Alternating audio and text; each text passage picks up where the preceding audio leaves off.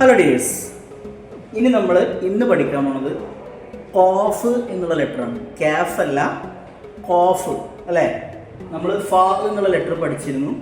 ആ ഫ എന്നുള്ള ലെറ്ററിൻ്റെ മുകളിൽ ഒരു പുള്ളി ഉണ്ടായിരുന്നു അല്ലേ. ആ പുള്ളിയോട് കൂടെ ജസ്റ്റ് ഒരു പുള്ളി കൂടെ കൊടുക്കണം. പിന്നെ മാത്രമല്ല ഫ കുറച്ച് നീട്ടിയിട്ടാണ് എഴുതുക.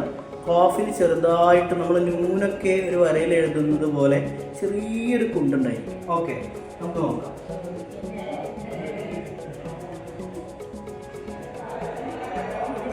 ഇതാണ് കോഫ് എന്നുള്ള ലെറ്റർ.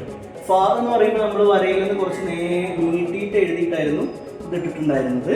പക്ഷെ ഇവിടെ കോഫ് വന്നപ്പോൾ രണ്ട് പുള്ളി കറക്റ്റ് വന്നു, ഒന്ന് ഇങ്ങോട്ട് താഴേക്ക് ഇറങ്ങി. ഇനി നമുക്ക് കുറച്ച് കോഫുകൾ എഴുതാം.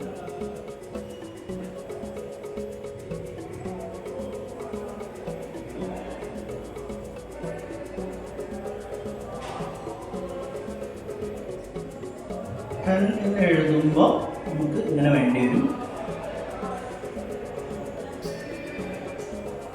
ഓക്കെ, കുറച്ച് താഴേക്ക് ഇറങ്ങിയത് നിങ്ങൾക്ക് കാണാം. എല്ലാ കോഫിനും രണ്ട് ഡോട്ട് ഇവിടെ കൊടുത്തു. കാഫ് അല്ല, കോഫാണ് കേട്ടോ. ഓക്കെ, തൊണ്ടയിൽ നിന്ന് വരുന്ന അക്ഷരമാണ് കോഫ്.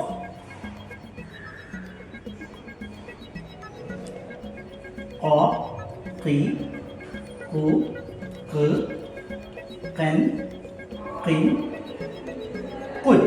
ഓക്കെ, ഇനി നമുക്ക് കോഫ് ആദ്യത്തിൽ വരുന്നതും കോഫ് നടുക്കിൽ വരുന്നതും കോഫ് അവസാനത്തിൽ വരുന്നതുമായ 3 വേർഡുകൾ പരിചയപ്പെടാം. ഓക്കെ, ഫസ്റ്റത്തെ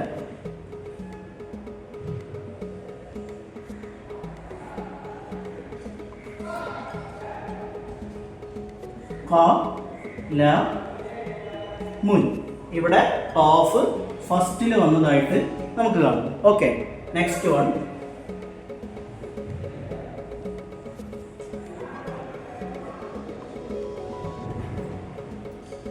ബക്ക്, ലുൻ. ഇവിടെ ഓഫ് സെൻറ്ററിൽ വന്നതായ രൂപം നമുക്ക് മനസ്സിലായിട്ടുണ്ടാവും.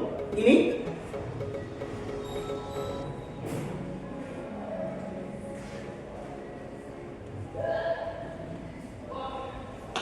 ഹൽഖുൻ. ഓക്കെ, ഇവിടെ അവസാനം ഖാഫ് വന്നതായിട്ടും നമുക്ക് കാണാൻ കഴിയുന്നുണ്ട്. ഇപ്പൊ ഖാഫ് എന്നുള്ള ലെറ്റർ എങ്ങനെ എഴുതണം, എവിടുന്ന് തുടങ്ങണം, എത്ര ഡോട്ട് ഉണ്ടെന്ന് എല്ലാം നിങ്ങൾക്ക് ക്ലിയർ ആയിട്ടുണ്ടാവും.